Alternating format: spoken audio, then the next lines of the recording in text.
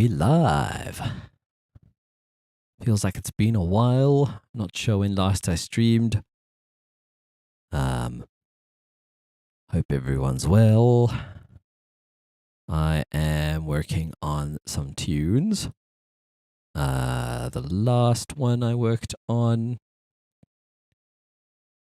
this track.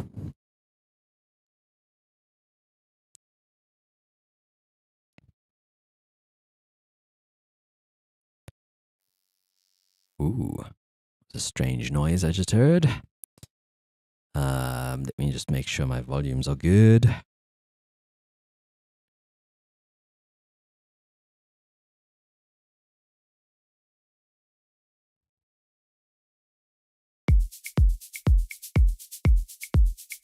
So I fleshed this track out a little bit more. Think it might be done. It's also got a mastering chain on it now. Sort of a bootleg of this 20th century steel band track.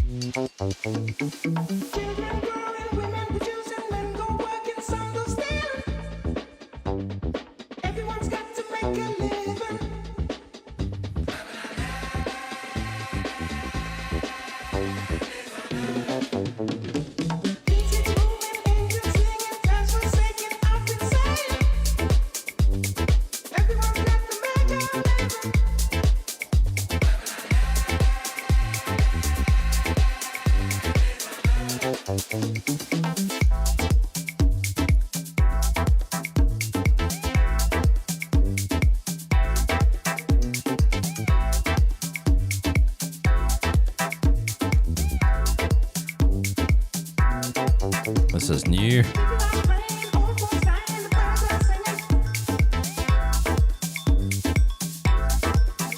Hidden windows, not entirely hidden.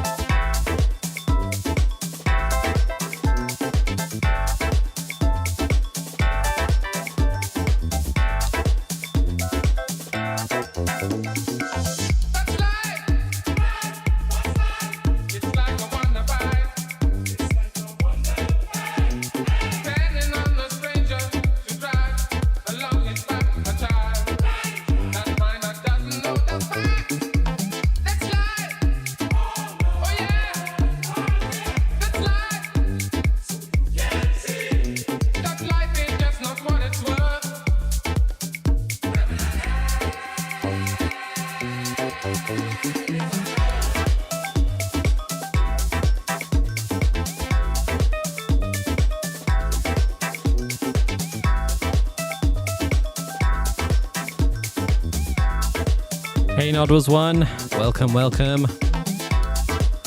Ooh, it's hot over here. How are you doing?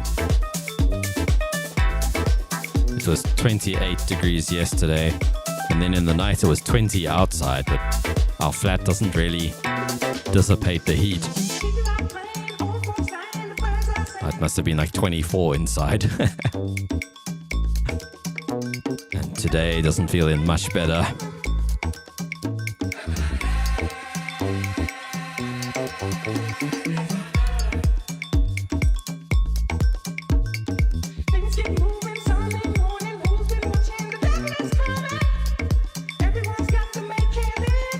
Actually, let's switch my camera off.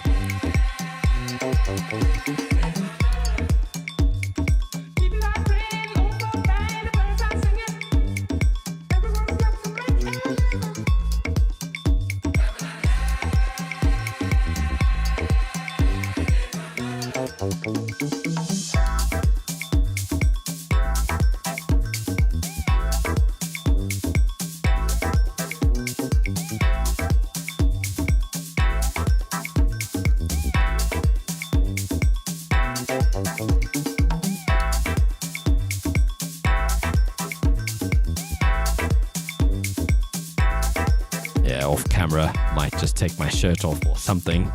Maybe I'll soak it in water. Too damn hot.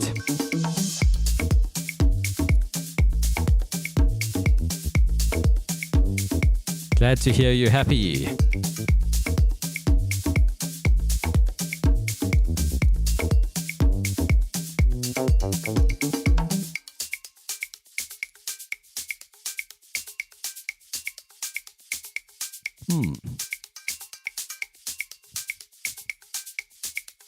Percussion outro, all right.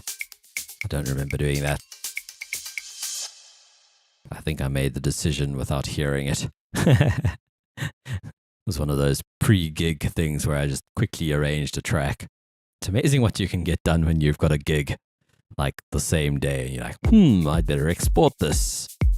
Yeah, so now it has the intro for like 4 bars, 8 bars. 4 bars before the bass comes in,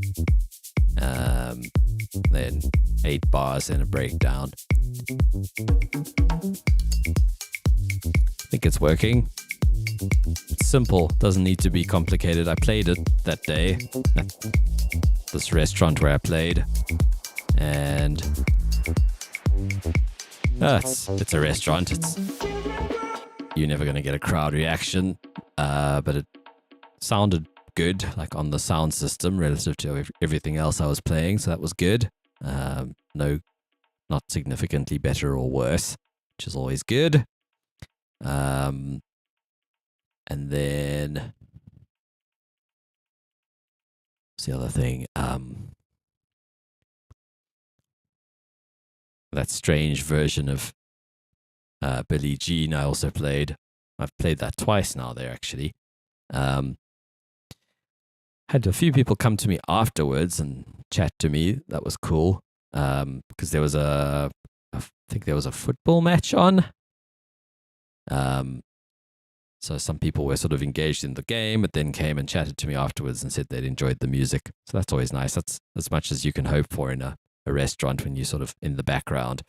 Even if it is sort of dancey music, like the venue wants house music. Although I started playing some funk at the end, which I think was a good thing. Played like George Benson and Could You Be Loved, Bob Marley. I forget what else, 1 or 2 others. And it was also nice then when the house, like they had like Bluetooth, whatever music they play when there's no DJ, came back on. It was like a palate cleanser to go back to sort of house music from some funk. It was great. So this track I am trying to finish.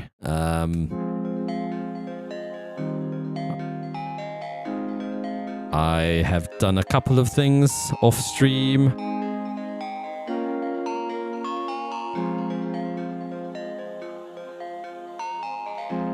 So now it repeats this phrase the first time, and then the second time it plays the whole chord progression. Because it felt a bit busy towards the end.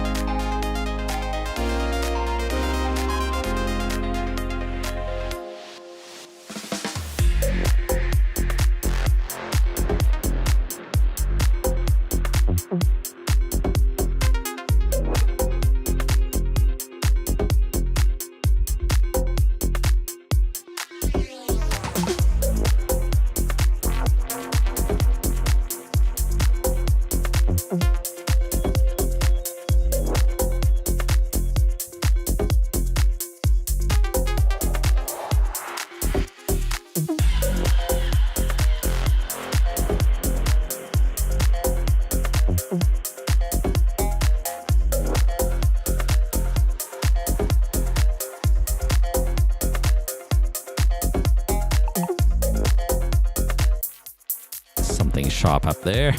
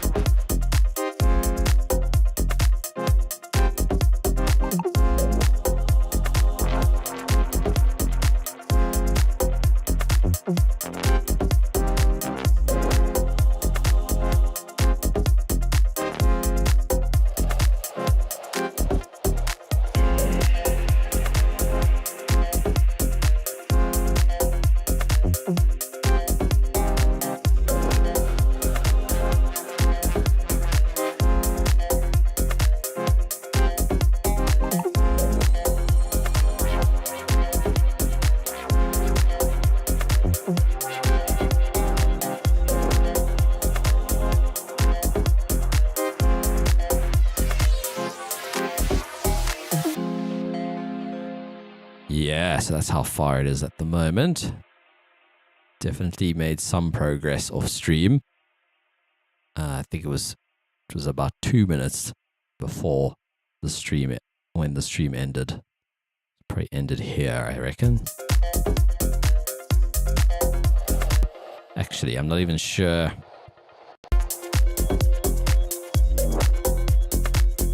Yeah, it might have even ended here.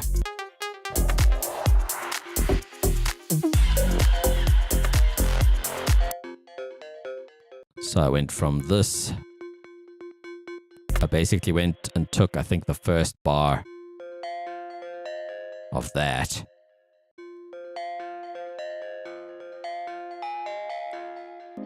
And put it here.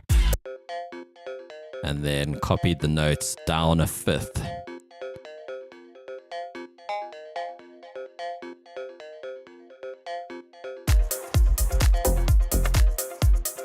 And then I think I took the first little bit of the ARP as well. Probably like this. Yep.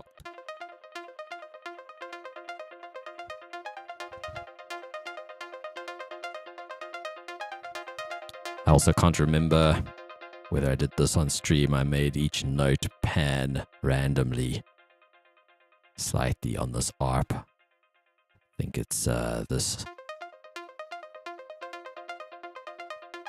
So it's set to sample and hold and re-trigger. So each note has a different random value and that's mapped to the pan. It's quite a nice effect.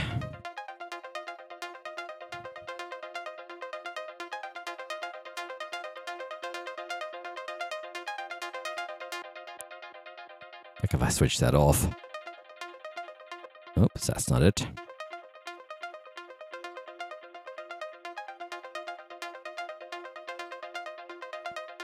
Here it is. Kind of static.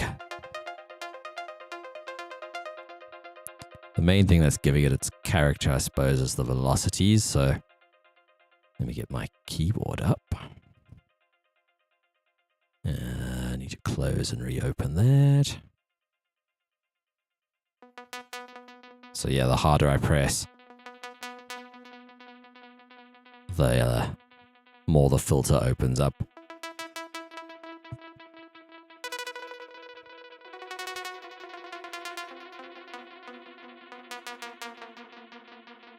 Might be cool to play with a variation of that sound.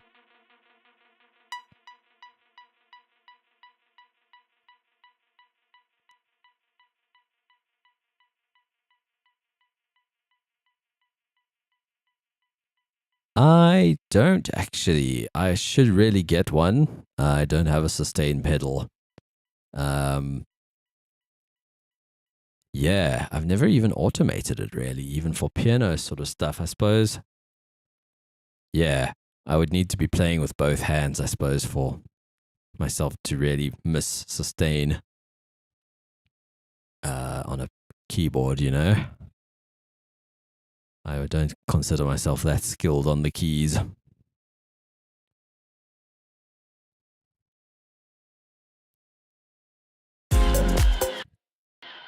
So this track has ended up with quite a few tracks, it looks like.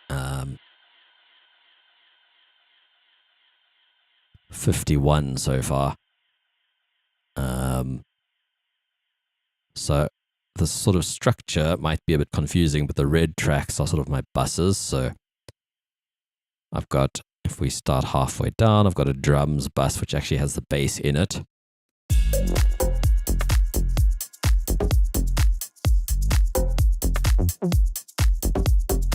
If I mute the bass, I've got a kick, which is consisting of a high layer and a low layer. I forget if they're the same sample or not. I sometimes split one sample up so I can have control over the top and bottom separately. And then the bus will sometimes have its own processing. Yeah, it's got OTT on it, which is doing quite a bit for that. Clap is being sent to a short reverb. Subtle, but it's there. And it's probably being high passed, yeah. And dynamic delay.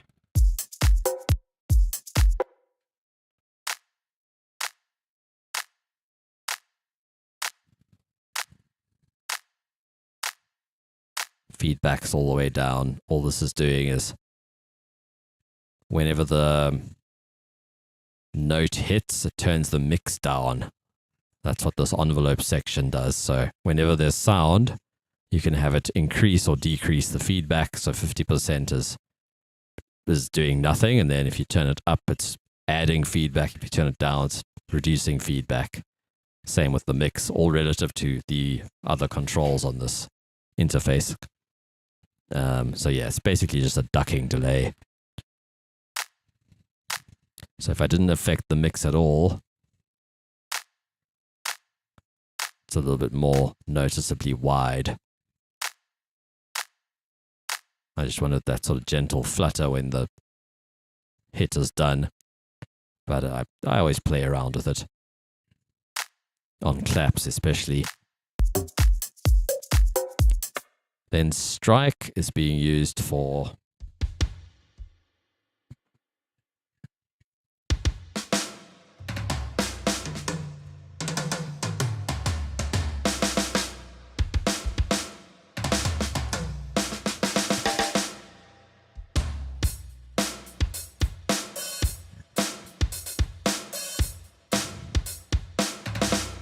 just Strike. It's a plugin by Air Music Tech. I'm using it just for fills. I use it quite a bit for that sort of thing, just because it's got loads of different kits in it. You can preview them like this. We're hearing more reverb though, because I've sent it to a long reverb. That's quite a nice one. It's got all these different genres. And then if you play a high octave, you can see I'm playing up here.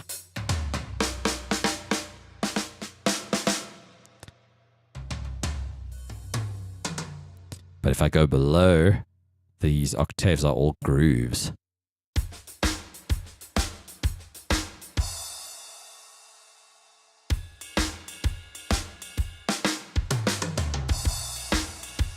This one isn't particularly good. Some of them are very nice, I have to say.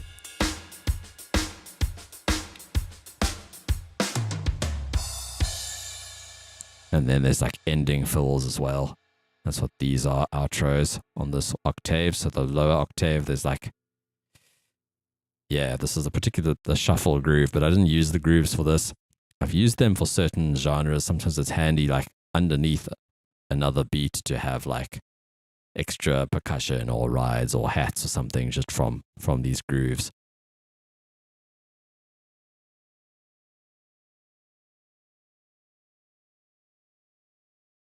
Ah, nice. Yes, I've got that Air Instrument Expansion Pack 3. It's called AIEP3. I use the reverb everywhere. You probably know that. That's my short reverb, Hey, thank you for the follow.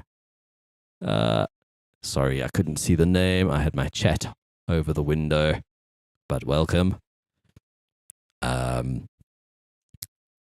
Yeah, so I'm just using it for fills at the moment. It's quite effective.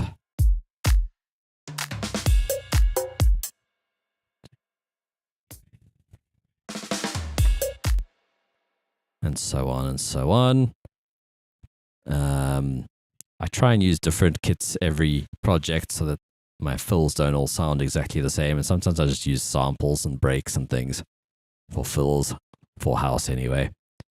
So yeah, that's the drums. I think the only loop I've used is a shaker. If I take off the EQ and compression. So it's being high passed quite aggressively.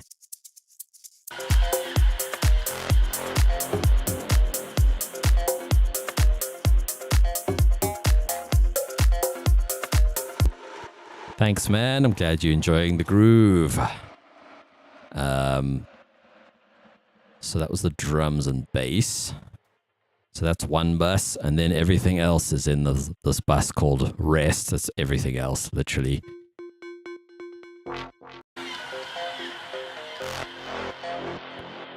And so this bus I don't normally do this, but I have so many tracks that I started to subgroup things a bit more heavily. So I've got like an ear candy group, quite a few Vital and Serum instances, just doing like one shots. This reverb is a cool free reverb called Solaris. It's a shimmer reverb. It's the one that does this. And there's all sorts of different presets. I think it's on here too. That one's a bit more extreme. So it's all the same reverb with just going through the presets. That one's going down. The other ones are going up. Very cool reverb. It can also do it in like octaves and stuff, so it can be harmonic with your pads and things.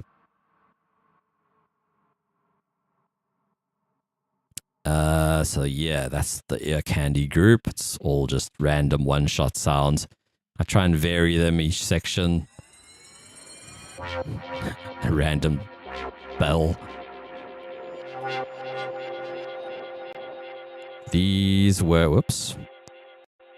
This was resampled. That's literally the bells in the intro that I sampled. It's probably this. Yeah. So I literally just recorded that out and reversed it and slowed it down to get these.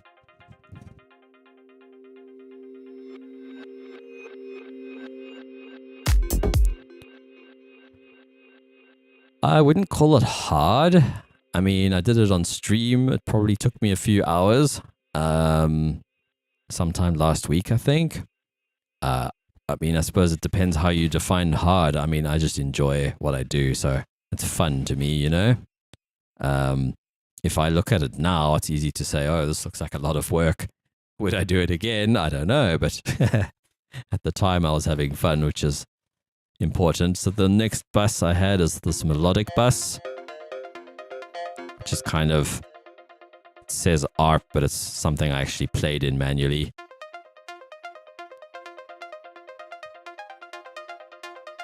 And quantized heavily.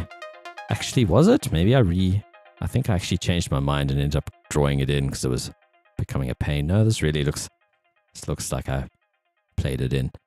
Velocities are very random. And then I used the same sound for other bits and pieces. This Celeste thing came from Expand 2. Which I still can't believe I bought for $1 on sale. Sort of a rompler with loads of different sounds and things in it. I use the piano, electric pianos quite a bit. The Mark II. There's a whirly in here somewhere. Here, Classic Whirl or something. Basic Mark I as well. Use the strings a lot. The choirs are okay.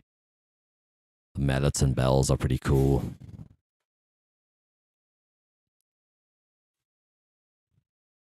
I think this whole bus has OTT on it. No, it has pumper for the ducking, but I automated the ducking. So there's no ducking most of the time. It only came in during this.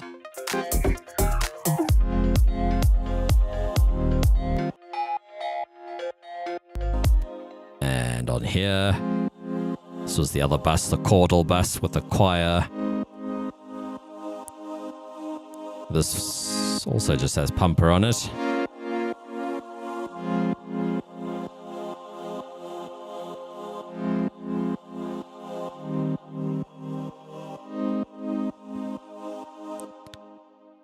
I think this was the sound that started the whole track. It is a preset from Surge XT.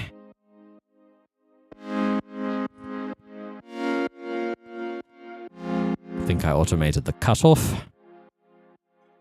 Or not. Oh, I did a low pass in the beginning. This is with an EQ. I think I was struggling to find what was making the sound brighter or dimmer. So I just literally rolled it off with an EQ and automated the low pass.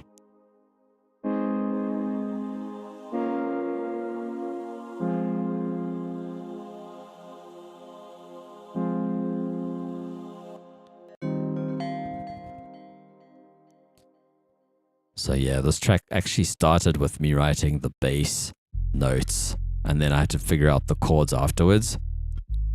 I would probably never have done the chords that I did without having done that first.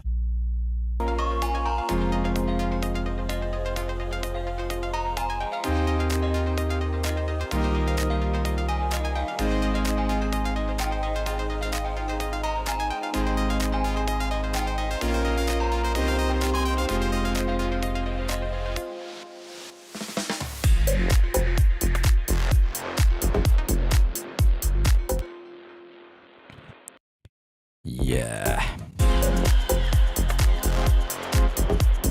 One thing I want to do, I'm thinking this section we could duplicate and make it a bit simpler. So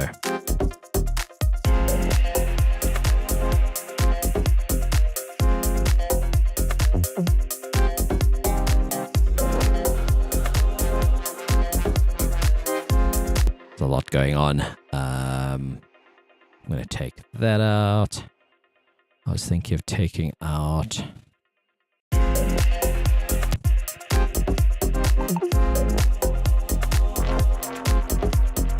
maybe the chord stabs.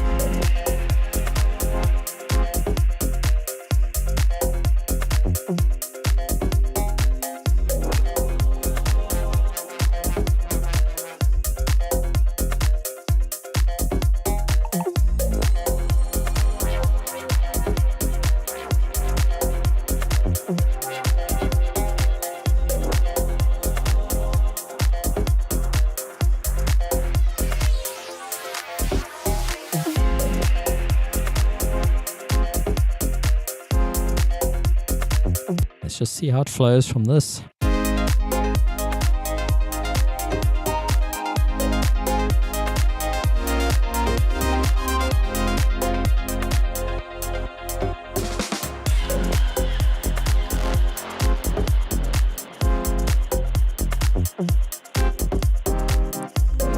I also want to do more with these.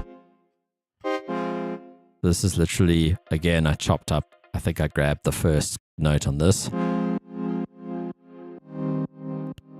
but I duplicated it because the reverb and delay were in the preset and the release was in the preset. So I edited the patch to be more immediate, starting and stopping, and chopped it up and changed some of the chords and things. But I'm tempted to put guitar rig or something on it to glitch it out a bit.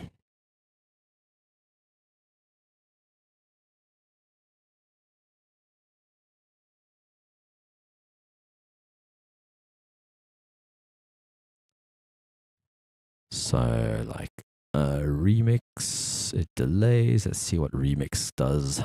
See what the remix presets are like.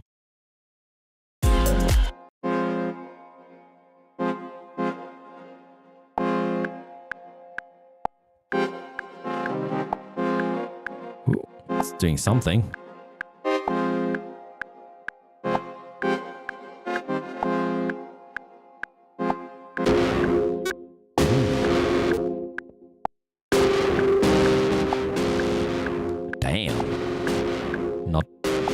Not for this track, but really, that is such a cool sound. Damn. I don't know what I would do with that.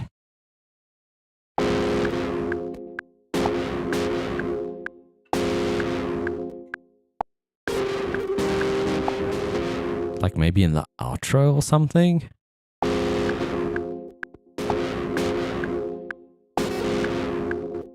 It's so glitchy. My God. Abrasion, that is super glitchy. Listen to those glitches still going. That is a crazy preset.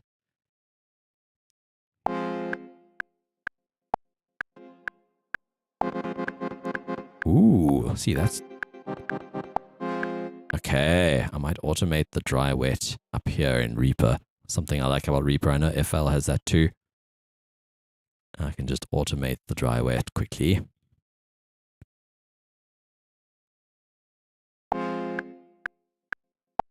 Okay, I want those notes to be there. Oops, there we go.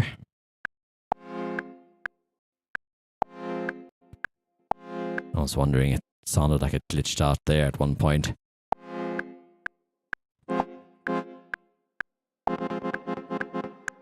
Very cool. Nice. Okay, I'm gonna have to do this again. Okay, let's hear it in the mix.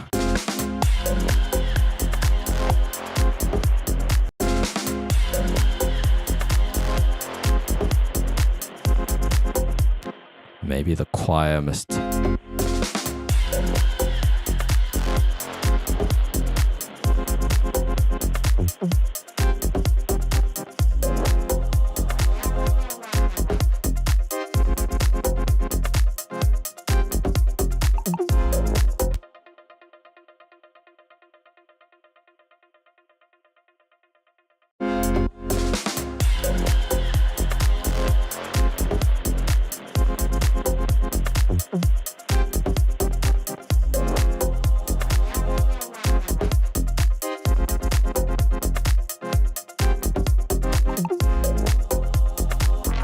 Oh, I like it.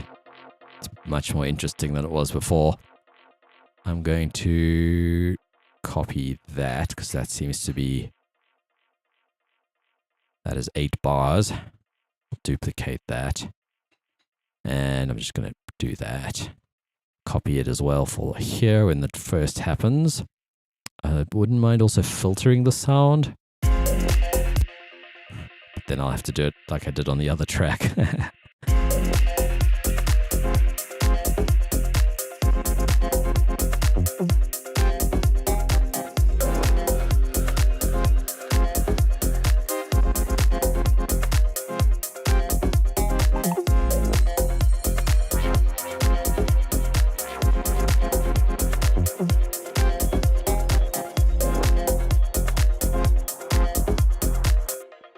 Maybe one of the times we have it normal.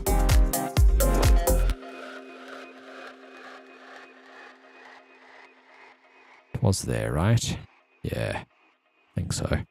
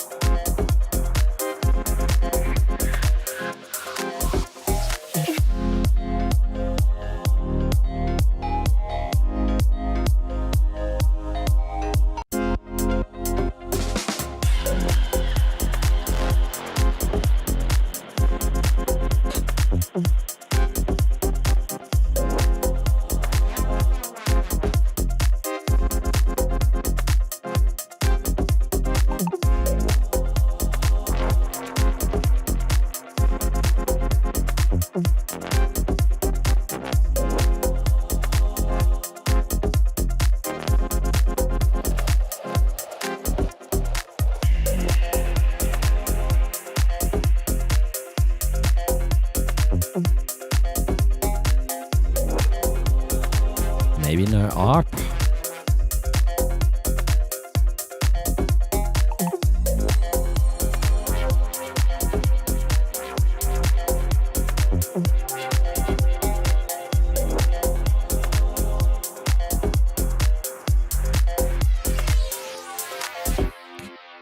All right, then maybe we switch these around. So the chords carry on and then they get muted for the next section. Otherwise it will be quite busy. My template's pretty much as it has been for a while. Let me go new tab, project template.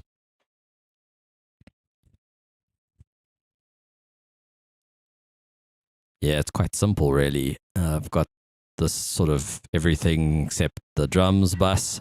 Sometimes I move the bass into the drum bus. Sometimes I don't. Haven't quite decided if I have a preference. Maybe I can keep it outside the buses, have it on its own bus. It might be cool. My kick just has an EQ ready to go, and the re-gate, which sends MIDI every time the gate opens. The wet is down, so we're not hearing the gate, we're hearing the dry. But yeah, the kick just triggers MIDI basically, and that is what I use often to create envelopes with Serum effects. So I'll open Serum effects and it'll receive that MIDI whenever the gate hits. It's a really handy thing about this gate. And I've found the pre-open 5 milliseconds seems to be the sweet spot for me, at least, to where it's triggering on time most of the time. And I use that to trigger the ducking as well. So this kick track gets sent to the bass bus. It's not audio, it's only sending MIDI channel 2 to bus 2. So you'll see in the gate, re-gate is sending MIDI channel 2 over here. And so that's what's being sent to the bass bus. And then on the bass bus, on this pumper here, it's set to trigger by MIDI only. If I set it to auto, then every quarter note it'll trigger this ducking, auto ducking thing. And then if I right click the IO, MIDI input, MIDI from MIDI bus 2, that's what the kick is being sent to on this. And that way it doesn't clash with any other MIDI, like from my basses and stuff, because none of them are sending MIDI channel 2. They're all sending channel 1. And then I still have this band splitter and merger. So if I want to just duck the low end of my bass in that bus, I can switch this chain on and then only the low end is getting ducked. Would be cool if I used containers. It would be more visual, especially with this script I'm using, Paranormal Effects Router, because you can create a container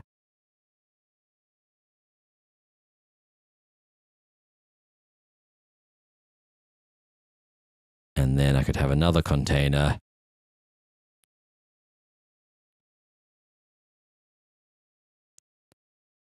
and now they're like side by side, and that's pretty cool.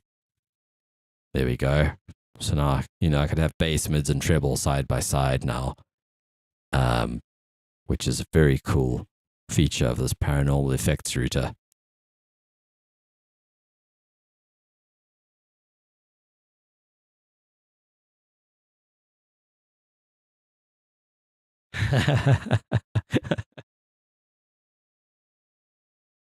Hello, hello.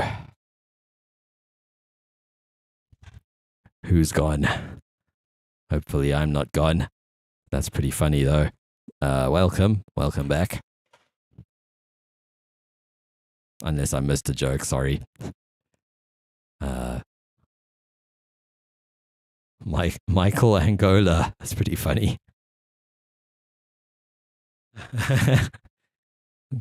Fusing my name into it. Oops. That's pretty funny. Michael Angoza.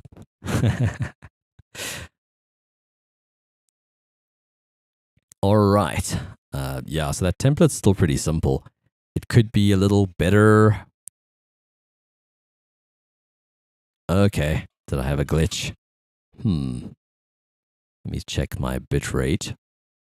Haven't had issues in a while. Yeah, it looks like we're in the green at the moment. Hopefully it stays stable.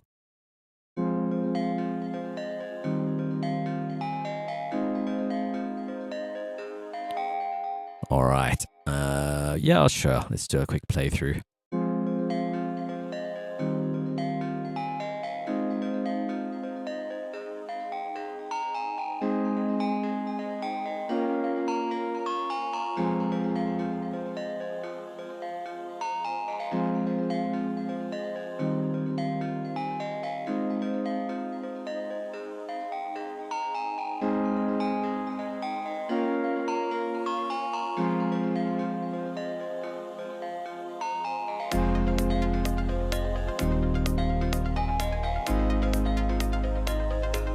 Okay, 19 degrees. Well, feels like 25 or something. I don't think our flats cool down.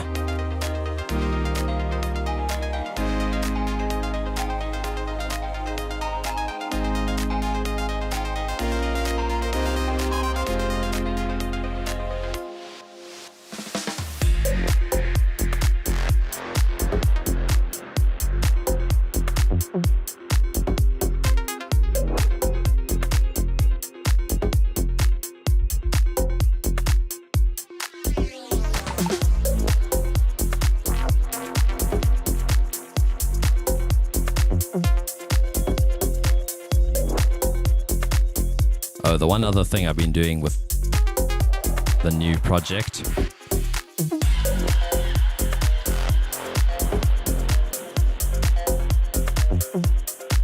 is I'll click on my drum bus and I'll run this script, the RS5K manager,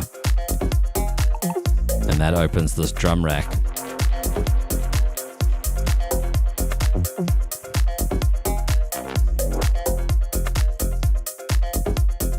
And then if I drag sounds in,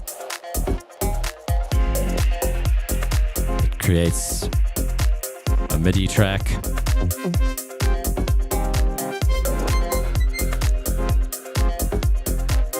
My MIDI is controlling two projects at once. But yeah, that's been my workflow. Then if I add more drums, it just adds more tracks. But I have to have this track selected for it to work. I'm not sure that I like this workflow, to be honest. What I usually do is I move the MIDI off the MIDI bus onto whatever track I've programmed. Makes it a bit cleaner and easier to overdub and stuff. But still, I just find it a little bit clunky to click here and then edit here. And if this is not record enabled, I have issues. I don't know. It's not the final solution for me.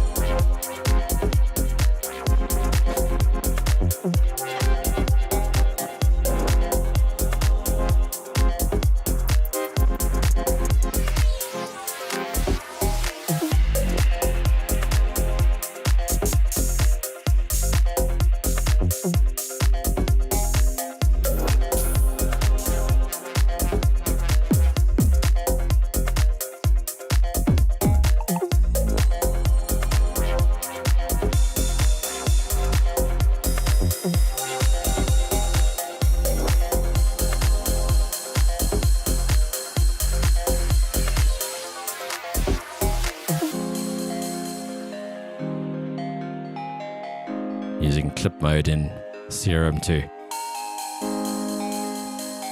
trigger rides. And then I can just sidechain it with whatever sidechain is in my track. I was thinking of adding that somewhere here.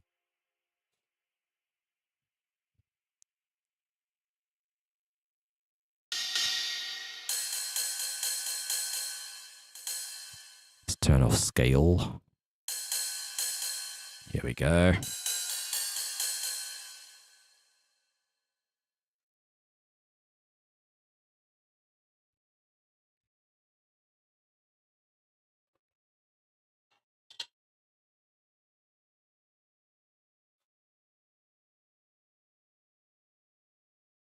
I'm going to fade it in.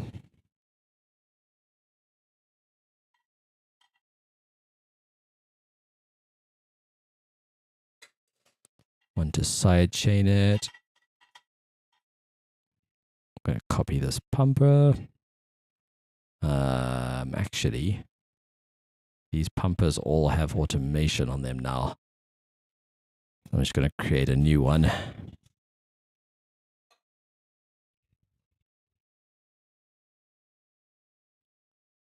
Let's see how that sounds.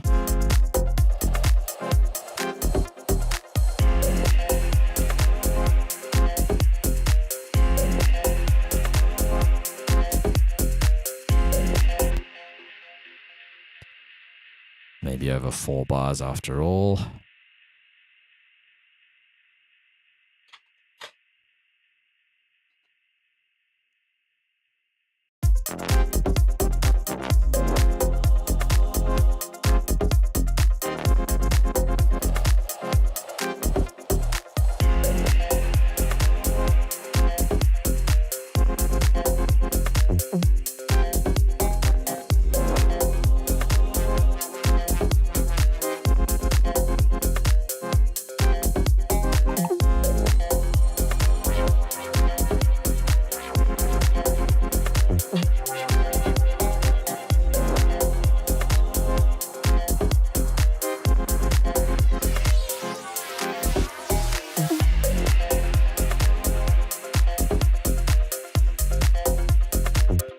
Okay, we need to change that transition because it's going to be the same over here.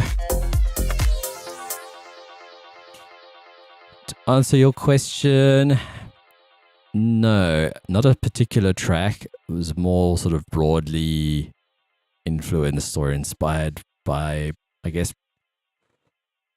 the sort of progressive house, sort of like deadmau5y breakdown was the idea I had.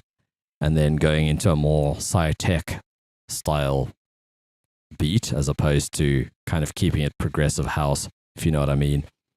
I've been listening to stuff like, I think Tom Baker. Was it Tom Baker?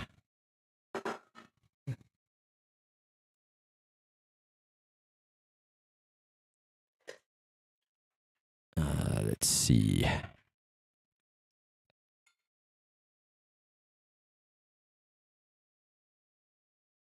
I think it was Tom Baker. It's going through this project. There we go.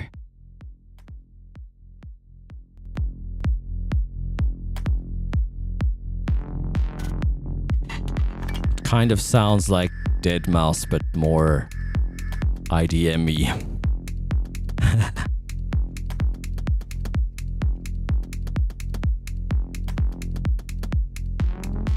I don't know if I've actually heard this track. Doesn't look like it. I haven't saved it. Just recently discovered him.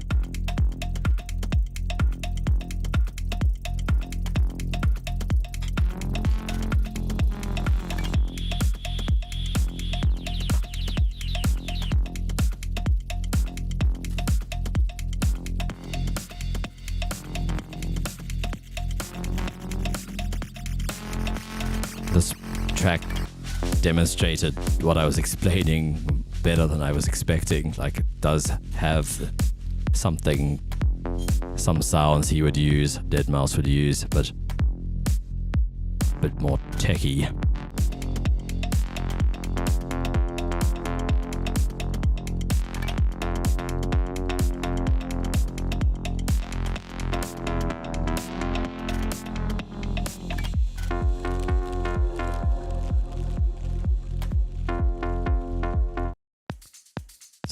he's done. Nah. That doesn't prove my point, that's all. It's probably a cool track nonetheless.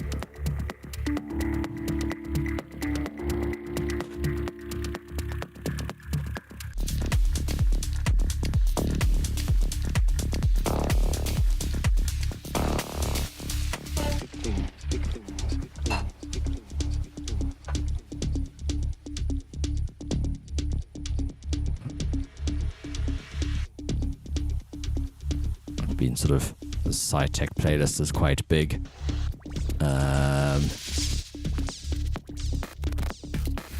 Trying to remember who else was in this vibe. Electripnose, that was the another one.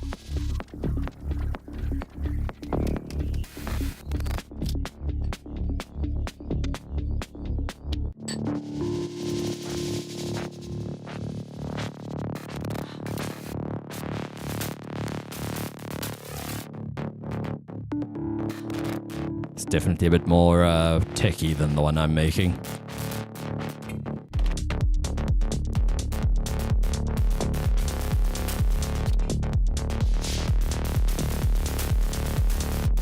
Gnarly.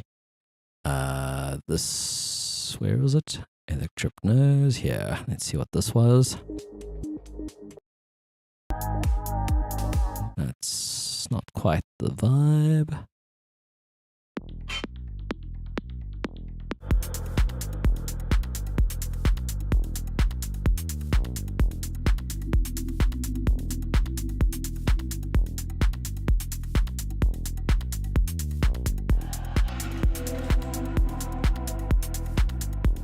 Pretty nice stuff. I need to go through this playlist. I've added loads of stuff, and I was wearing various different earbuds and headphones. It'd be cool to hear it all on speakers I trust.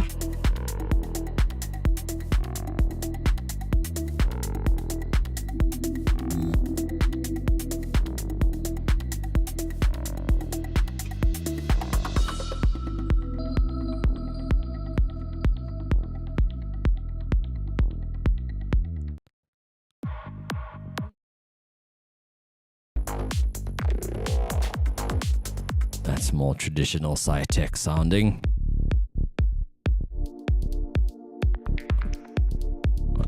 I like the stuff with more unusual bass lines and things.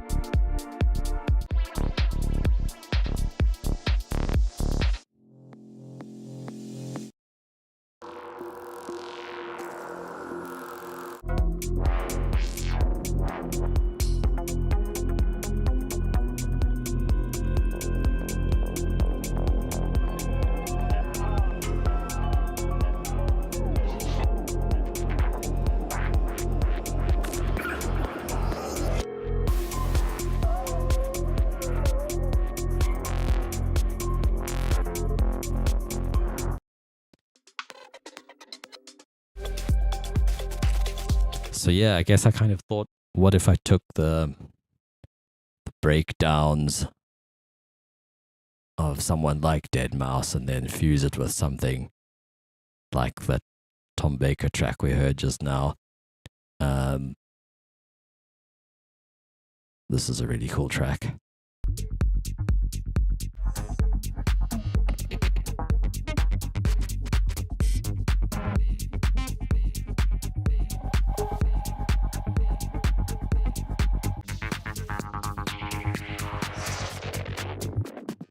She's on your mind.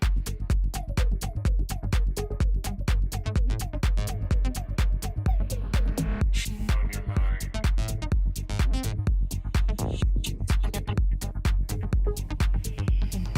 She's on your mind.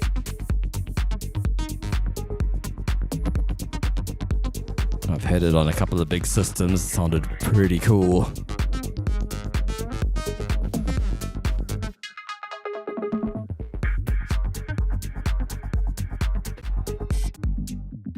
down your neck.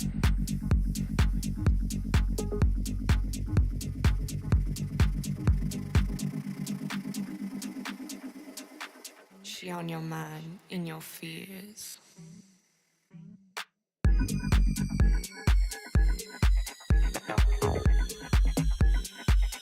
Can't find all the the lyrics. It was a pretty cool track. So yeah, I'm pretty far off from that style. But that wasn't like a goal really. It was to be, I don't know. I probably should try harder to sound like other artists. Some people go to the other extreme, of like recreating stuff over and over and then making slight alterations to develop their own sound.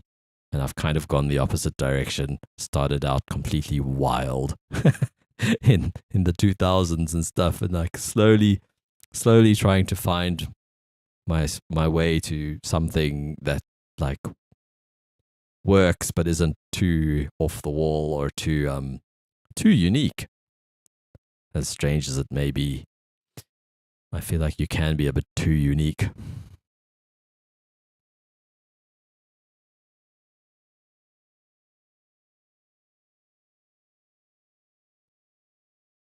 Yeah, I'm going to go from this breakdown from the second half of this part and just hear how it flows in this last section.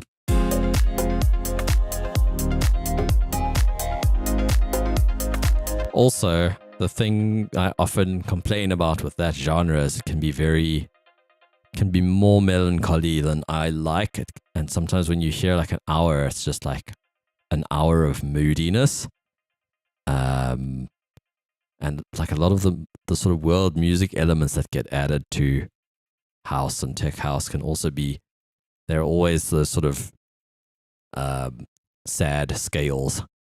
And it starts to, I don't know, it doesn't need to be quite, it could be more jazzy in my opinion. And that's maybe something, or funky. That's what I like about, I'm sure I've played him before, Smilk. I like that his music is still deep and still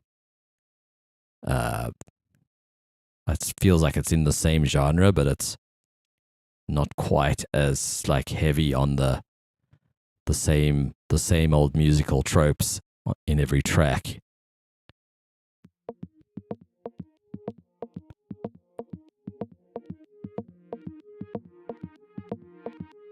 I'm always trying to find that balance where I don't necessarily want to make tracks in major and be like overly uplifting, but because then I tend to find it cheesy. Like very few, I don't know, there are people who make the major scale work. I'm trying to learn to not make it sound cheesy. I'm having a hard time.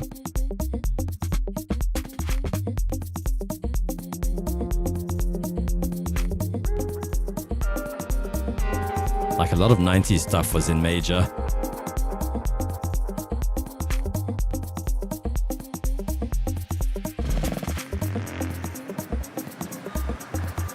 Now listen, his bass line changes.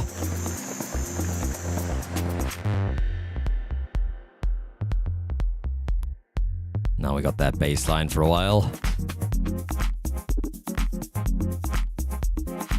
Loads of resampling, it sounds like.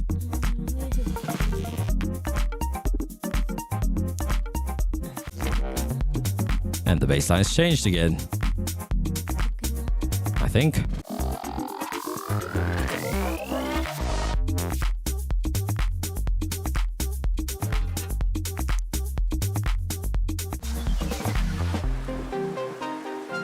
And then this half is different again.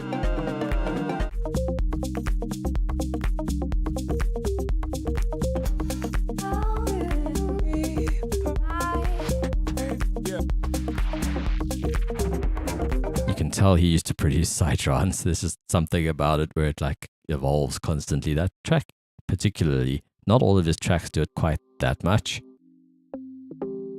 And this is melancholy, but I don't know. It's not the usual.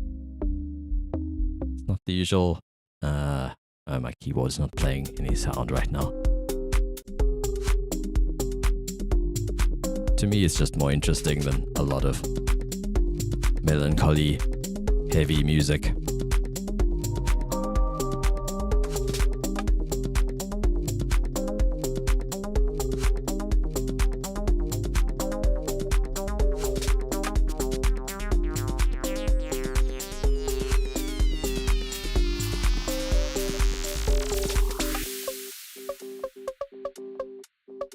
I agree, man. Needs a shake up. There's a guy on YouTube, Eclip, who's been talking about, what is he calling his series? It's like creative. I don't think he used the word bankruptcy, but like creative bankruptcy in psytrance. And so, I mean, that's just his genre, so. But I feel like there's a lot of it in many genres.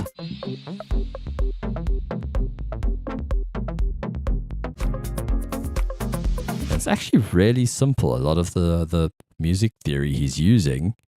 But he manages to make it A, not repetitive to me, and B, yeah, not like super depressing sounding. I mean,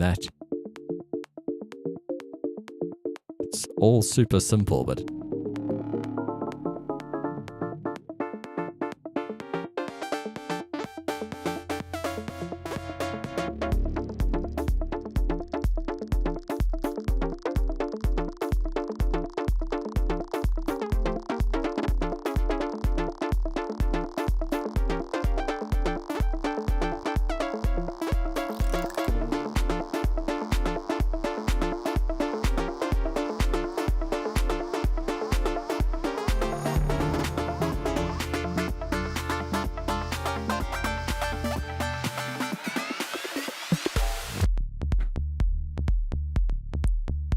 so yeah, this is my favorite EP of his.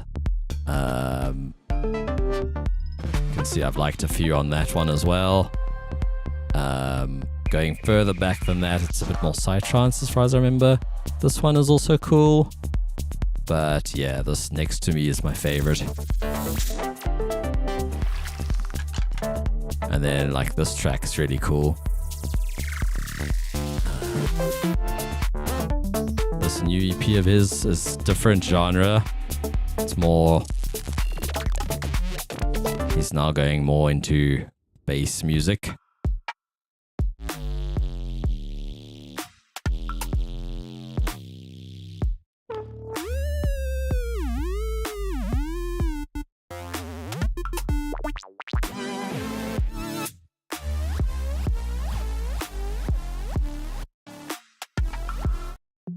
He's self-releasing as far as I can tell, so he can just do what he wants, and I respect that.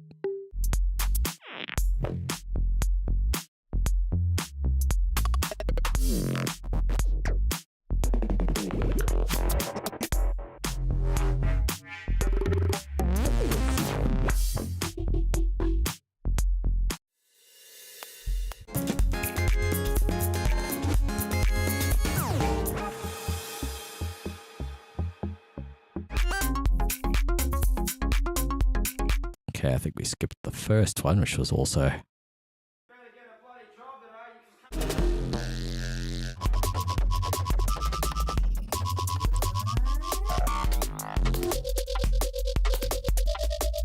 Yeah, he's definitely experimenting a bit more with that EP.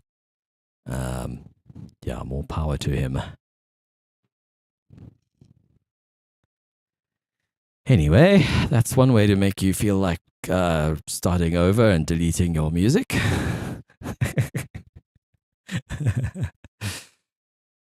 But yeah, comparison, I don't like to do too much direct comparison unless I'm really trying to learn from something and emulate it, which I do from time to time.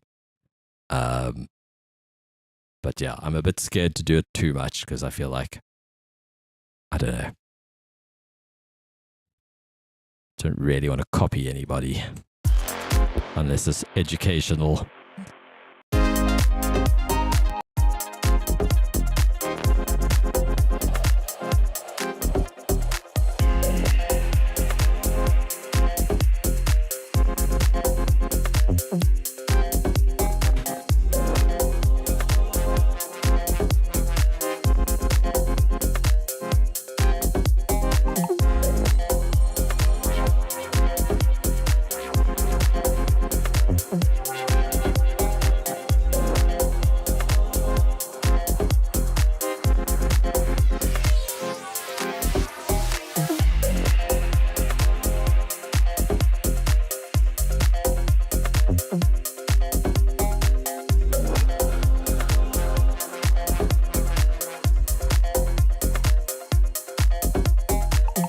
So it's actually funny because I'm listening to these chords that I wrote and how they're now being glitched and stuff. And I'm thinking I actually got pretty close and I haven't listened to his stuff in quite a while. It's quite funny. I'm not even hearing his influence and it's there. So that's pretty cool. What was I going to do here? I need to just change some of these sounds up because they've been used a few times.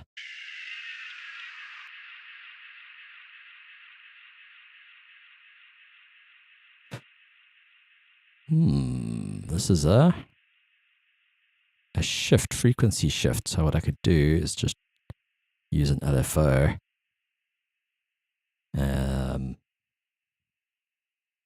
Maybe like a saw. What's the inverse of the saw?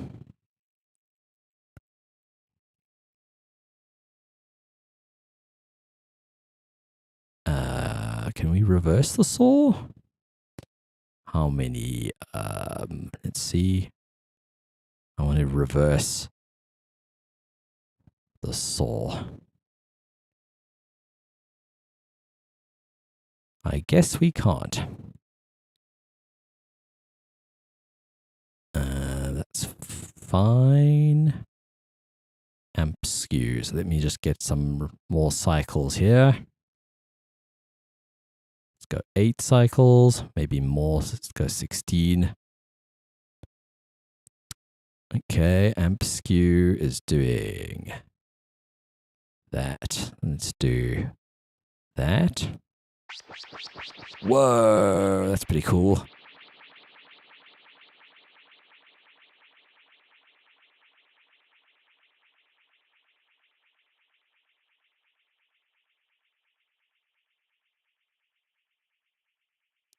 True. I take your point. I wasn't really serious. I really do feel some pride in what I've been making, just generally in the last few months. Yeah, I'm pretty excited because I feel like, I don't know, things are slowly coming together. That is pretty cool.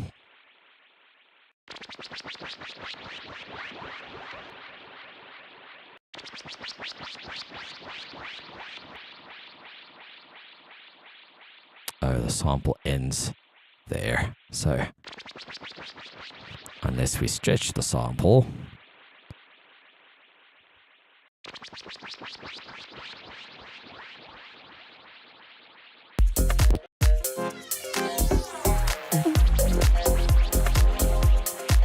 and then I don't want that sound because it's being used there.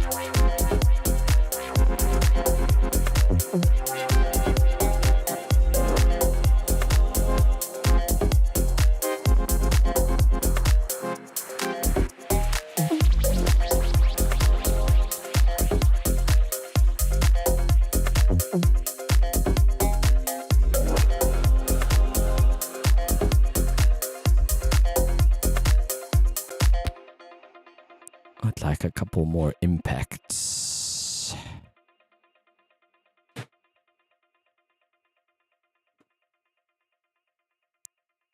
I am definitely wetting,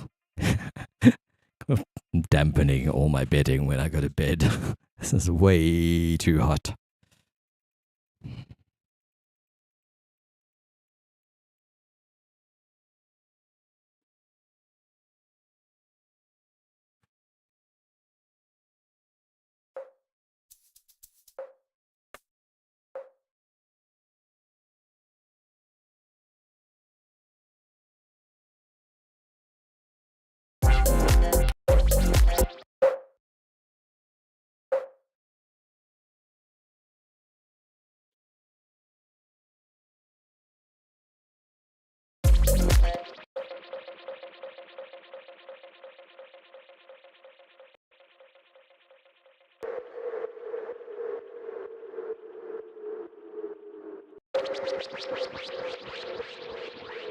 Okay, that's pretty cool.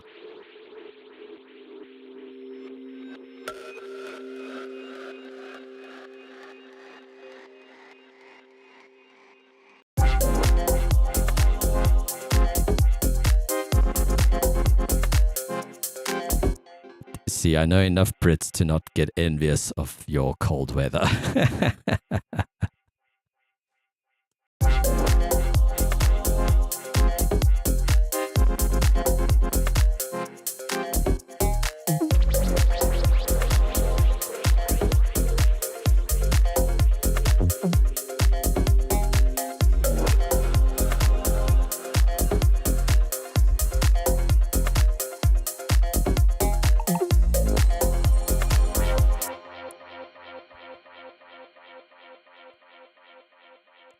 Okay, thinking this through. I might bring the ride in earlier.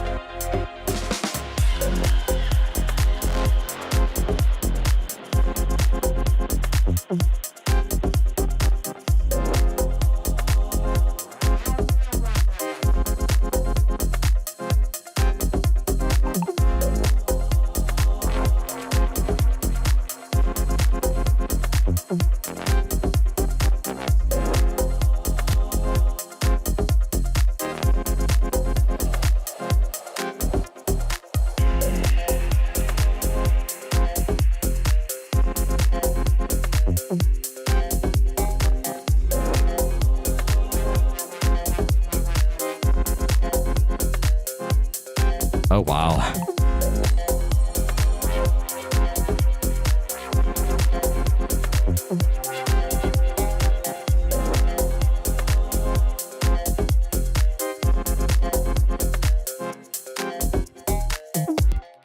Excuse me. Making some edits.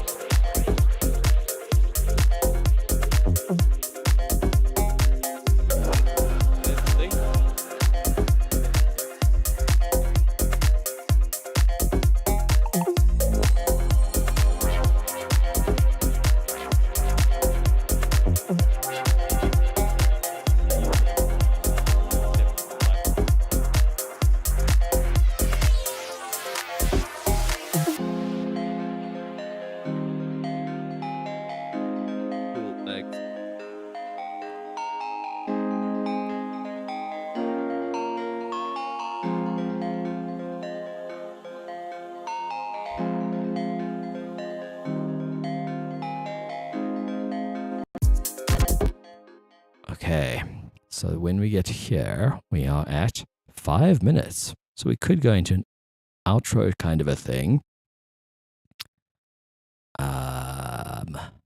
We could.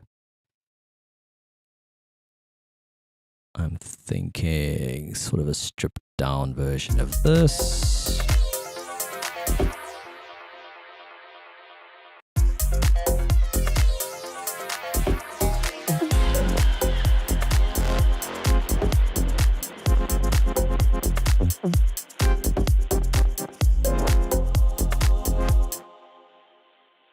maybe no chords.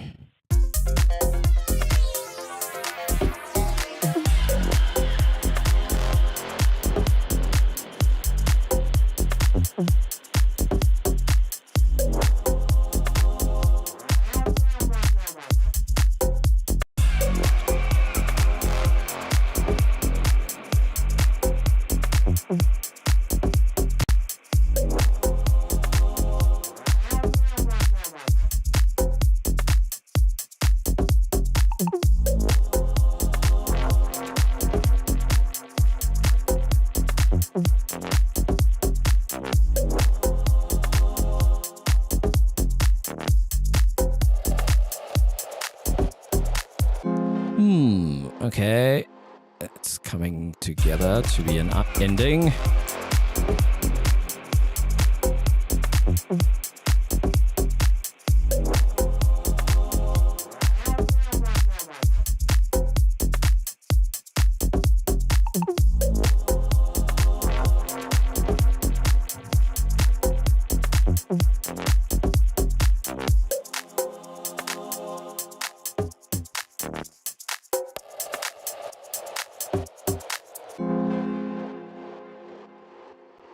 Maybe just the highs of the kick.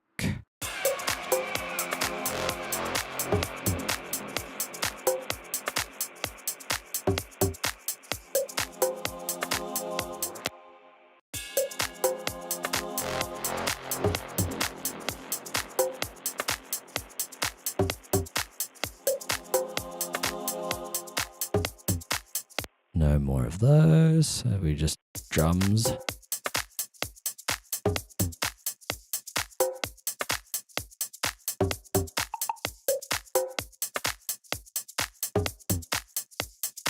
Let's see.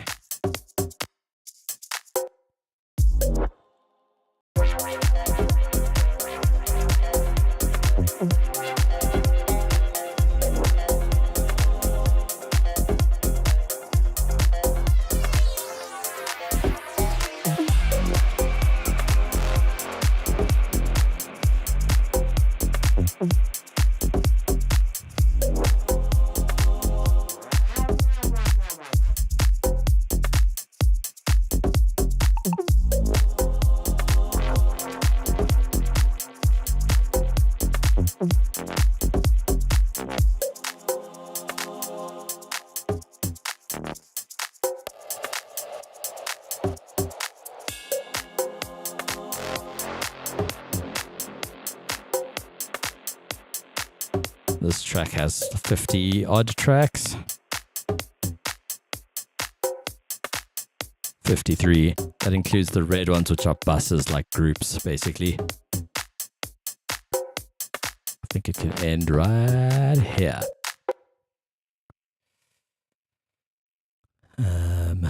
In fact, I'm going to go like this. Remove contents. Anything after that is gone. Then I'll just do one of those impacts again. Like that one.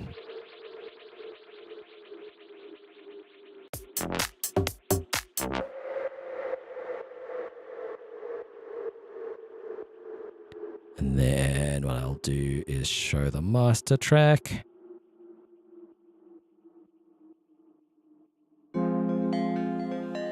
Oh, it's already showing. And I can just do a little fade. Let's see, it's that long. Do that.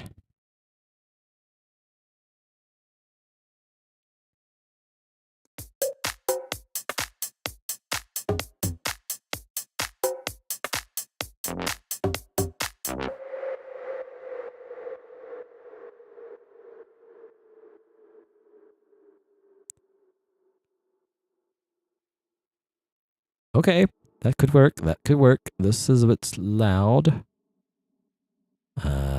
Maybe, whoops. Don't want to move anything. Whoops. Let's see. Does the bus have a high pass I can use? It does not. Maybe I'll just turn it way down. Turn it down 8 dB.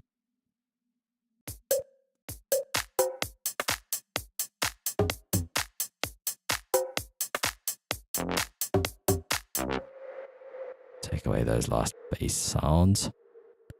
Cool. Let's have a listen from the top. I'm going to mute the mic and have a listen on the speakers. Actually, what time is it? No, it's pretty late. It's fine. This mix sounded good on my speakers today and I didn't really change anything, so it's all good.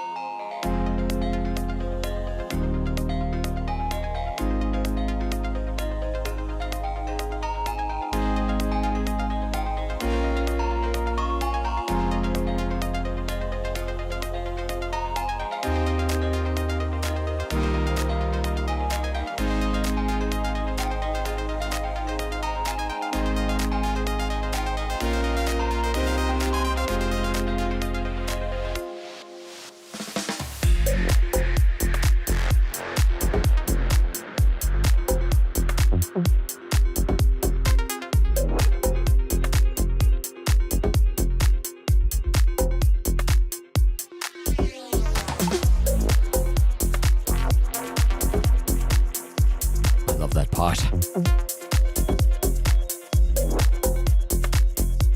The like random middle of the 8-bar fill.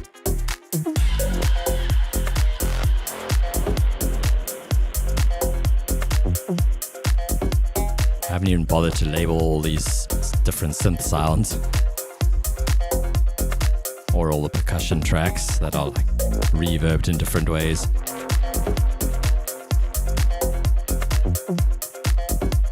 Can hide them.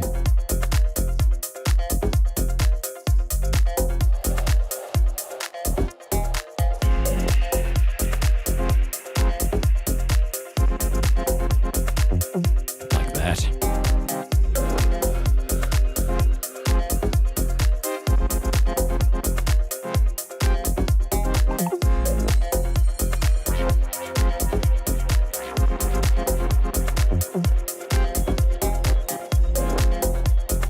Too small to be useful.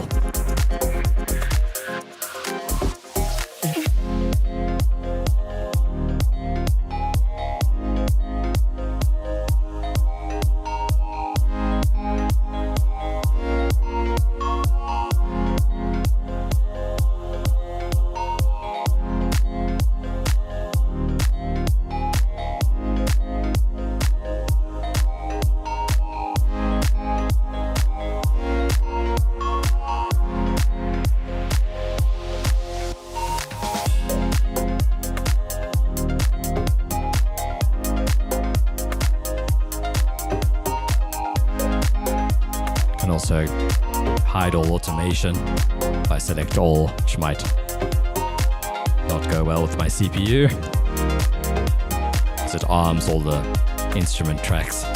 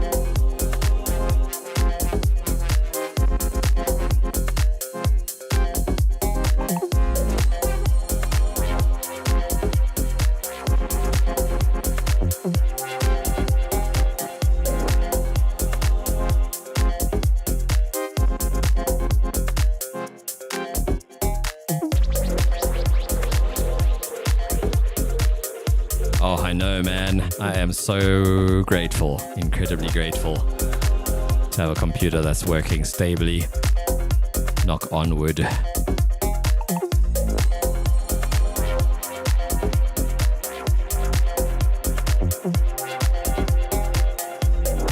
It's funny because just the other day, another music YouTuber made a video about the exact same laptop. His battery was swelling. He was just talking about how laptops are generally not great for music production.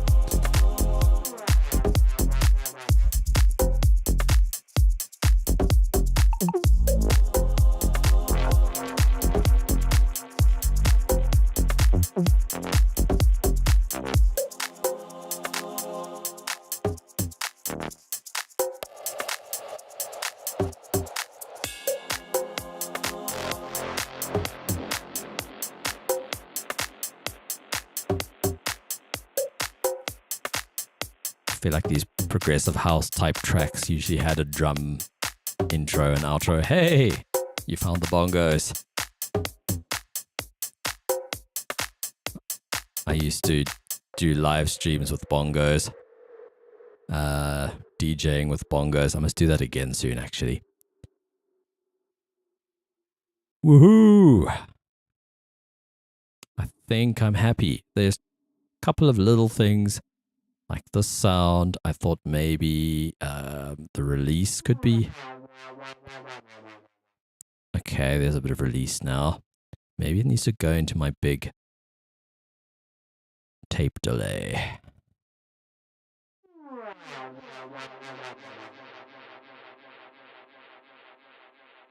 And then the last note could go down some more.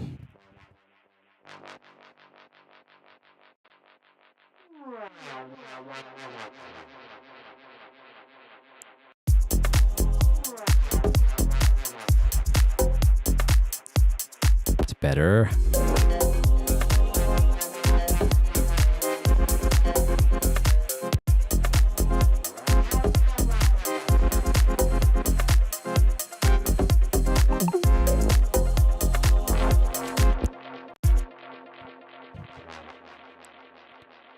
I mean, the real trick is that I'm using Reaper and not FL. But I don't really recommend it if you're already so good with FL, which you are. And if your computer's managing and you're managing to work with it, it's all good. But the CPU usage of Reaper is amazing.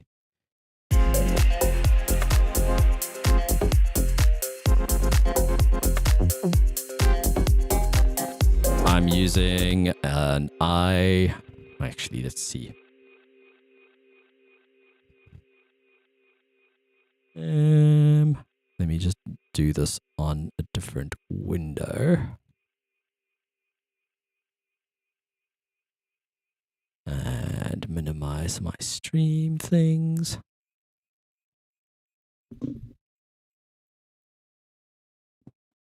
i7-9750H.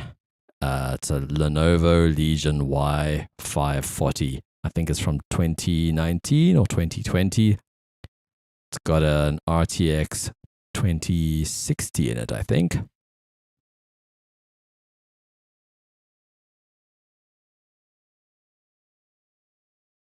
Yeah, 2060 with 6 gigs of RAM. That's VRAM. The RAM, I think, is 16 gigabytes. It's a pretty nice machine. It's not cutting edge, but it's for its time. It was a great laptop, great gaming laptop. And the only issues I've had with it were they were power socket related. They weren't CPU or anything related. Like when I got it, the fans were making a lot of noise and I opened it up and cleaned it. And then the keyboard isn't working. Like some of the keys don't work. The D key, the backspace key, which is pretty annoying. And my name is Django, so the D key is kind of needed. And then, yeah, I'm trying to think. Please find the attached invoice, an important word with a D in it that I'm often writing. And so, yeah, I've got a little I've got a Bluetooth keyboard, and I use it like a desktop computer almost. So I've got a big old TV screen plugged into it that I'm looking at. And then I've got a Bluetooth keyboard and mouse, and Ableton Push 1 for my keyboard playing, button pushing, I suppose.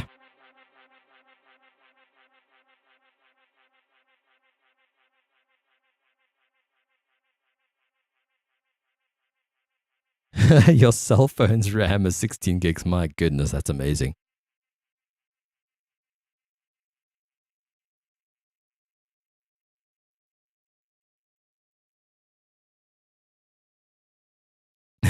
That's interesting. So yeah, Reaper shows you, I think FL now shows you more CPU stats. I find this quite interesting.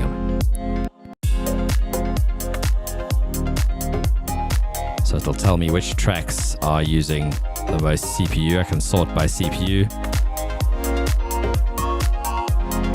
Everything's pretty mild in this track actually. Even the master is not using that much.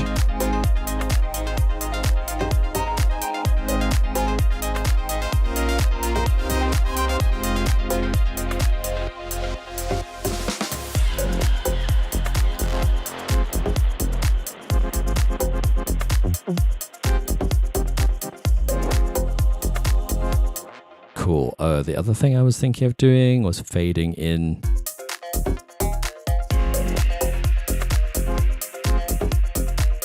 Not fading in, but maybe filtering in the sound.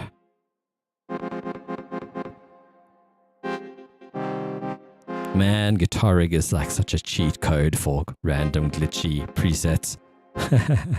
I love it. That really brought the sound to life, in my opinion. I'm going to filter the sound in.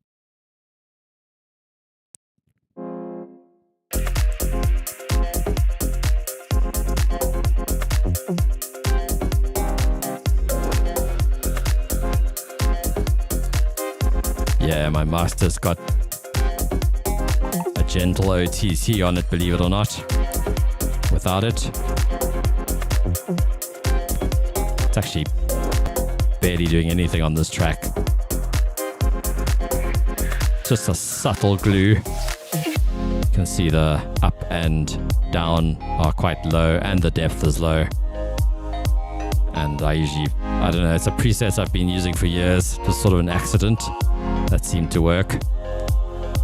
And I don't always use it. I'll bypass it and like in the mixing stage, and then near the end I'll see if it sounds better on or off. And some tracks it doesn't work. And then I have a multi-band Re-X comp. So it's just squashing the bass a little bit. Not a hell of a lot, honestly. It might have been doing more at some point, but I often end up having to turn my kick drum down. And this, I find there's often a loud frequency in the kick around that range. It's nice to just contain it a bit with that band. It's not a default band in Re-X comp. It's like a custom band that I'm added, because you can have as many of these bands as you like in Re-X comp.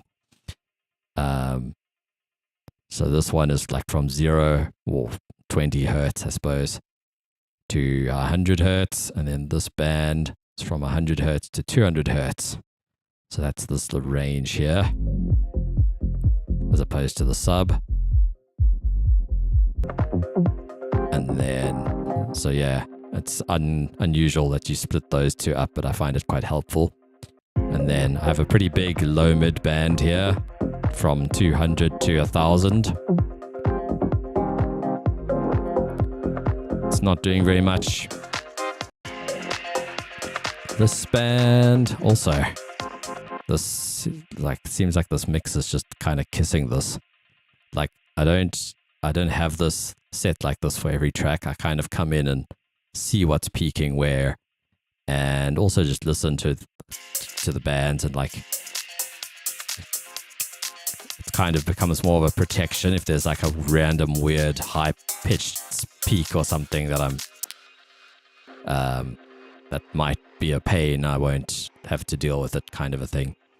But I kind of set it so things are just kissing it, so that if I do gain up, so like at the start of this chain, I've just got an EQ with a low cut. This one's at 34 hertz. Like I'll usually also try and go as high as I can without the like sub becoming thin. I'll kind of try and find a sweet spot for high passing the whole track on the master. Sometimes it's none. Sometimes there's like higher than you think. And then I'll often gain it up here so that it's going into the OTT multiband compression and this multiband compression with more gain. And then this is just a stereo control to mono the bass. I know there's been some videos on YouTube lately about how it can be bad to mono your bass. So this is below 150 hertz. Everything's mono. I'm not doing any increasing of stereo width. I find I'm always actually subtracting width, because when you use like unison on soft synths, they're super wide and you end up having to actually bring the width down a lot of the time. And then I've just got this limiter. It's being hit pretty hard today. It's not always hit that hard.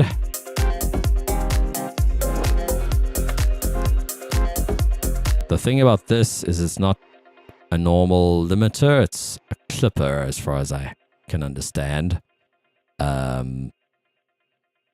Or at least it's catching into sample peaks. I don't know. It's like any other limiter. I wouldn't be able to hit like that and it sound this sort of transparent. This is the clipping. There is some clipping happening. It's actually on a multi-band clipping setting. This is a free plugin, by the way.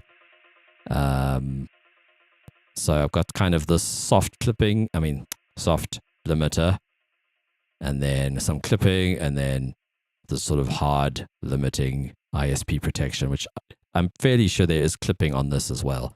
Like if you push it too hard, you will actually hear clipping. So I'm assuming it's clipping. Kind of like G-clip or something. Sometimes I'll use G-clip as well. Like I might use it on the drum bus. Maybe I've done that on this.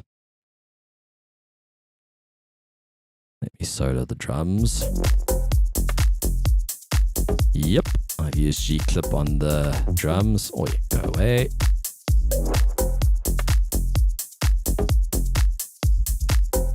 Let's always zoom this in a bit. I wish this UI was scalable. But yeah, it's being pretty gentle on, I guess the claps are hitting it. No? Maybe. I don't know. Might be able to clip more. I feel like I've probably turned certain things down since I set all this up on the master and on this bus. But it sounds fine, so I'm going to leave it. I will also bounce out an unmastered version. So Byte Ghost is doing a compilation called Friends List, and I was going to submit this track for it. So yeah, it might see a release if all goes well. But yeah, he doesn't have to. It's up to him. I think he likes it. And I've enjoyed it, and I will do something with it regardless. Insert empty space. I like to just give like an eighth note gap in the start, because a lot of media players don't play that first like split second, like VLC often doesn't, SoundCloud often doesn't. Winamp used to like fade in. I can't remember what media player does, but yeah, it's a thing. Bluetooth speakers often, if you press play on a Bluetooth speaker, often the first like millisecond is cut off. So I always just add that little silence at the start. I usually just do an eighth note. last playthrough. Oh, I've also automated the volume of the... This is trim volume, so it's... What I could actually have automated is the volume pre-effects. So this would be the volume going into the master chain. That would be actually clever. Let me do that rather.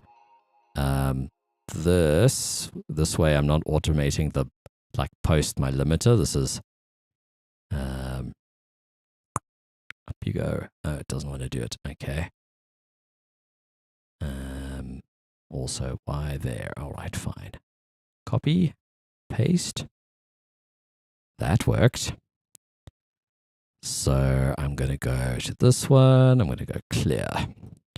The reason for this is now this is pre-effect, says the volume going into the limiter is being turned down in the intro. It was actually what I meant to do. For some reason I automated the trim volume, which is kind of like turning the whole fader down without the fader moving. So if this is all hitting the compressor and limiter and stuff at full volume and I turn it down, it's still going to be hitting the limiter and everything at the same amount. So now there'll be a bit more headroom in the intro.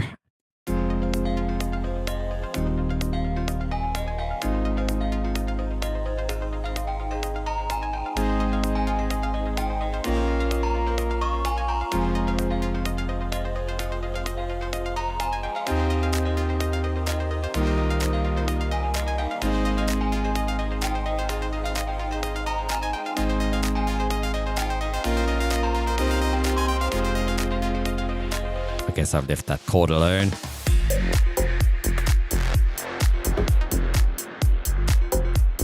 There was a marker there that said change chord.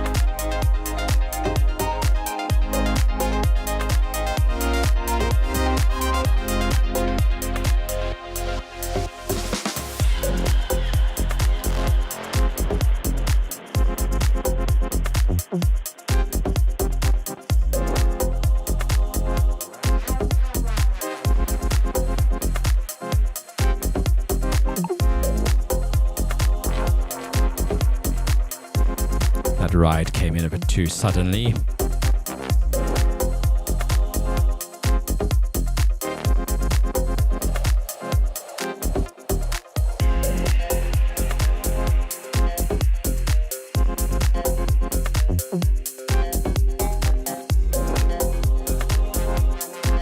chord stab could be a bit louder.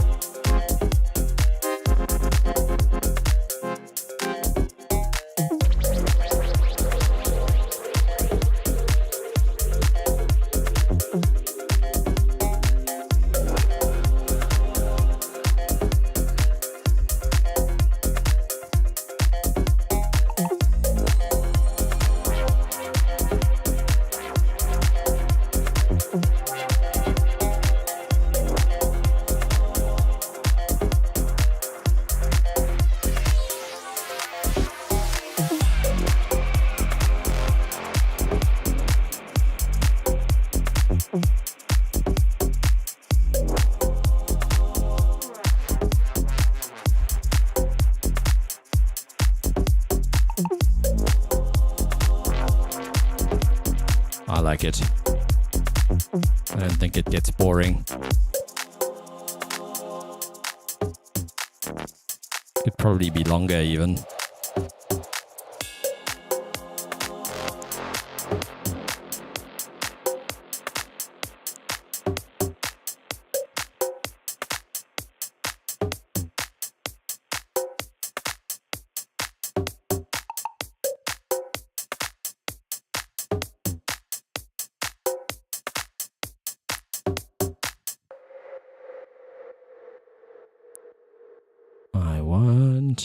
I thought I had one somewhere, a soft kick, but it's fine. I'll just do one.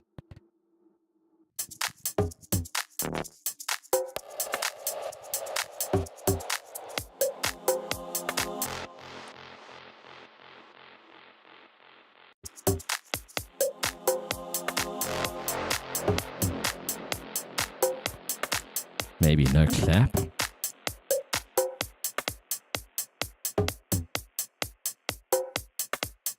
Yeah, I like the clap. I'm tempted to put something on the drum bus to make it trip out. Like a Melda frequency shifter.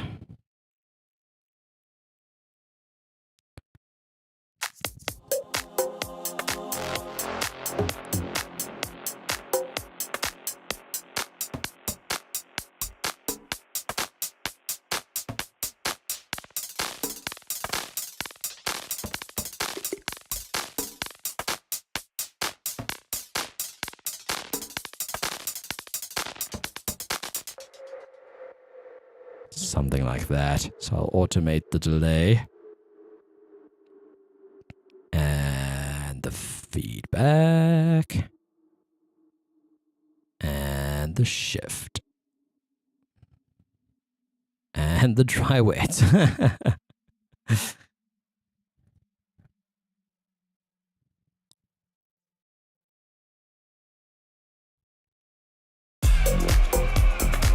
Woohoo, that sounds weird. Okay, dry wet, dry wet, dry wet, dry wet.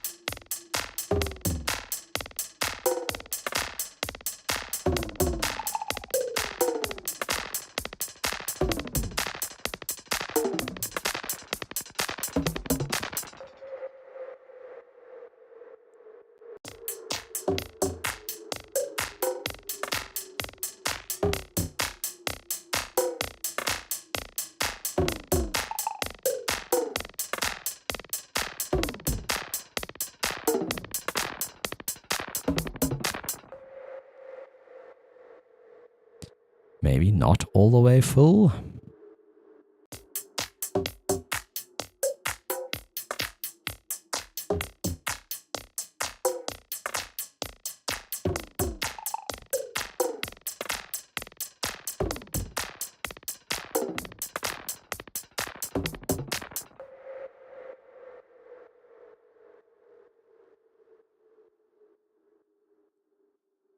Pretty cool, pretty cool, pretty cool, I think. Yeah. I think we're done. I am pretty happy. You never know. Tomorrow I might suddenly want a whole other section. But yeah, doesn't matter. It is only like midnight. I had initially thought I'd only be home from a jam at 11. I got back a bit sooner. I had sort of a nap. I was trying not to fall too far asleep. I should have set an alarm. That would have been easier. Just kind of needed to lie down for a bit and then got up again. And yeah, I'm really glad I did this because it was a fun little session. Hope you guys enjoyed it. I'm going to head off. I think I'll have more time this week to produce. I did a huge marathon run of client work last week, and then today I was meaning to do this all day, but I ended up doing a huge run of admin, sort of cold messaging people. Well, I think cold implies you don't know them. People I haven't heard from in a long time who were either offering me a gig or whatever the case may be. And I sent some quotes out as well to people who were waiting for them. And yeah, it ended up being like the whole day admin. So it was a good day. I think someone's going to pay me soon. And yeah, the season seems to be in full effect. Yeah, I didn't do anything else to the other tracks of mine, I don't think. But I'm really keen to do more bootlegs like that. Like this one. May as well do another little playthrough. The Michael Jackson one, I'm sort of okay with. It could be better. It could be worse. But yeah, I'm happy with this too. I think the vocal could be a little softer. Maybe.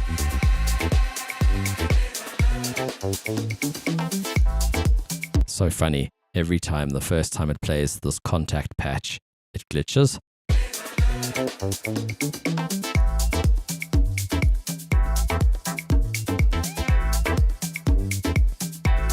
And the nice thing about this is it goes well with the bongos when I'm playing live. I've got other tracks in the similar vein, sort of funky, almost Latin. It's not Latin house. I don't know what it is, but it has that sort of flavor. Anyway, I am going to bounce and get some rest. This has been quite an amazing, productive day. I'm super happy. That is my chat. So hidden windows are no longer hidden properly. Weird. But yeah, take it easy. Hope you have a